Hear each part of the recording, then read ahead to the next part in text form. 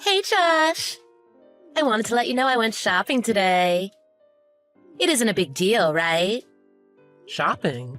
You know you don't have to report your purchases to me. What's going on? It's a rather large purchase, so I wanted to let you know just in case. I bought it in my name, but I used your money. Large purchase? What did you buy? I bought a car! A car? Are you for real? You bought something major like a car without a single word to me? What's the difference? You know I'll use it. We can always use another car. What did you buy? What type of car? It's a Porsche! What the? Are you serious? How much did it cost? Don't worry. You had enough money in your account. I didn't take out a car loan or anything. You know, I've always wanted a Porsche. You used the money in my savings account to buy yourself a car you don't need? A car I may not need, but a car I definitely desire. Don't you want me to be happy, Josh? Using my money to buy a car is going too far, Trina. You cashed in my CDs and bonds, right? Don't be like that, sweetie. We need to talk once I get home. This is not something we should be texting on WhatsApp. That's true. I have something I want to talk to you about as well. Talk to you later.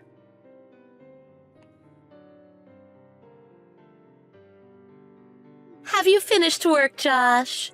You know how I said there's something I want to talk to you about earlier today? I was thinking we should break up. Break up? How? When? Why all of a sudden? I want a divorce. I checked online and got the necessary paperwork from City Hall. I filled everything out and signed it on my end. Can you sign it as well? I've left the divorce papers on the dining table at home. Wait, where are you? And this isn't something you text to someone. I've already gathered my things and left the apartment. And don't worry, you don't have to pay me alimony or anything. Let's part amicably. We don't need to do the division of assets, common property, mumbo jumbo. What are you saying? What are the grounds for the divorce? To put it simply, incompatibility among the marriage partners. That's really vague, Trina. Exactly how are we incompatible? I don't know. Like you belittle me? Sometimes abuse me? Do you have any proof? Because I don't recall ever doing any of those things. Just let it go, Josh. If you keep fussing, I'll contact a lawyer, okay? You really are a pain. Do you want me to sue you for emotional distress? I don't understand you. You just said the reason for the divorce is incompatibility. Why does that mean I have to pay you anything? I don't like your tone, Josh. Do you really want to go to court? Because you know I will. I have nothing to lose. There is no reason for me to pay you anything. There's no evidence of me abusing you or ever belittling you. There's no way you could prove it. If you want to consult a lawyer, go ahead. I hate it when you act all high and mighty. Okay, fine. I won't sue you, but I'm keeping the car. Before we get to the car, I know you took all the money in my account, more than what was necessary to buy that car. I can't believe you took all the money I've been saving for all these years. You checked the balance of your savings account. In the past, you rarely checked the balance. Of course I did. You took money out of my account to buy a car. Of course I'm going to check to see how much I have left in my account. I used a tiny bit of the money in your savings for myself. I needed money to set up my new apartment. You know the money in my savings is not part of our common property. The money is from when I was younger, before I met you. What's the difference? We got married, what's yours is mine, and blah, blah, blah. Hurry up and sign the divorce papers, okay? Fine, I understand about the divorce, but you need to return all the money. Return the money? There's no way I can return the money. I've already used it all. I agree to the divorce. To be honest, I've been thinking about divorcing you as well. Really? I should have told you before you bought the new car. I was planning on talking to you about it today as well. I see. What a nice coincidence. I was going to talk to you today about it, because I finally got all the evidence I need to divorce you. You're cheating on me, right? Excuse me, what are you talking about? I have proof, so it doesn't matter if you admit to it or not. Proof? I'm planning on suing you, so get ready. I've already hired a lawyer. Wait a second, Josh. What's this about a lawyer? You're suing me? Like I have to pay you money? Of course. You're having an affair, and you stole money from my savings. I won't agree to a divorce unless I'm compensated for my emotional distress. And I'm gonna sue your lover as well. Don't get ahead of yourself, Josh. I'm not cheating on you. Stop making up these lies. It's getting on my nerves. I told you, you don't need to pretend. I know you're sleeping with the guy you used to work for. His name's Tom, right? What? How did you find out about us? First thing first, I seriously advise you to return the car and get your money back. No.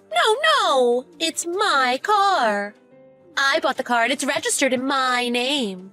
If you really want the Porsche, fine. But I'll sue you for the amount of the car and then some. Do you have the money? You're still unemployed, right? I never thought you would sue me. Tom told me he would pay for my apartment and give me money for living expenses. He truly loves me, so I'm sure he'll pay to settle the lawsuit. I never thought things would move so quickly. I spoke to Tom yesterday. You spoke to Tom?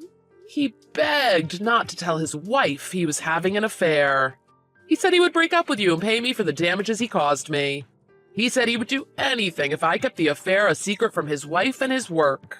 There is no way Tom would break up with me. Tom would never say that. Then why don't you try contacting him, if you still can? He hasn't texted me yet today. But that's because he's probably still working. He always contacts me after he finishes work. Can you imagine what would happen if his boss found out he was meeting you to have an extramarital affair when he was supposed to be out visiting customers? And isn't his wife the CEO's daughter? Yes, she is. But I've never asked him to break up with her. As long as he keeps me in the lifestyle I've become accustomed to, that's enough. I don't think he'll be paying for your lifestyle. He said he was going to break up with you, Trina. What am I supposed to do, Josh? I used up all your savings. Tom isn't answering the phone. Why? Like I've been saying, he doesn't want his wife to find out. He promised to pay me some hush-up money and break up with you. Well, that's all nice for you, but what am I supposed to do? I don't care. Live the rest of your life alone? I was worried you may oppose the divorce and it would get messy. But I'm lucky you asked me for a divorce. Thank you for preparing the papers and signing them on your end. Wait, stop! Let's cancel the divorce. Why? I was planning to divorce you anyways. Nothing you could say will change my mind. Josh, darling, I was wrong. I think it'll be fun for us to take the Porsche out for a drive together. Wouldn't that be fun and romantic? What do you say? No thanks. I have no interest in the Porsche. I want you to return the money you spent on the Porsche. That's all I care about. Please don't say that. I was wrong. I was tricked. Tom tricked me. I'm sorry. Please accept my apology. Can I please come back home? Of course not. I'll never give you another chance. How gullible do you think I am? Just give me back the money you stole from me and the compensation I'm going to sue you for. What do you mean I stole from you? Please don't say that. We're married, darling. We're still married, right? We all make mistakes, right? A mistake? You're the one who first said you wanted to get divorced, right? I seriously think you married me for money. And then decided to throw me away when you saw there was someone who could give you more money, right? You're wrong. I love you, Josh. Your words reek of dishonesty. Tom told me you'd only break up with me after you used every last penny in my savings account. Did I say that? Well, I'm sure I didn't mean to put it like that. Whether you meant it or not, you did say it, right? And you did use my savings, right? And you were planning to leave me after all the money was gone, right? It's too bad your plan failed, huh? Too bad I was preparing my own evidence against you. There's no way I'm letting you leave with my money. Wait, Josh, baby. I'll admit it, I was wrong. I'm really sorry. I promise I'll return the Porsche. Please, baby. Give me another chance. Please forgive me. It's too late, but you really should return the car. I don't think someone like you can pay the amount I'm going to sue you for on your own. And from now on, you'll be hearing from my lawyer.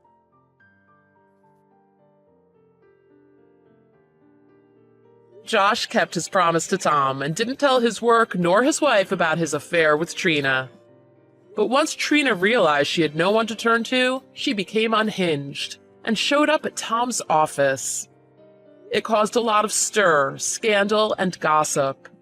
As a result, the company and his wife found out about Tom and Trina's affair. On top of which, Tom's wife sued Trina for damages as well. Trina couldn't return the car and had to sell it at a lower price. Her parents refused to help her out financially, so she had to find a job. She works frantically from morning to night to pay off the settlement she owes Josh and Tom's wife for the damages she's caused.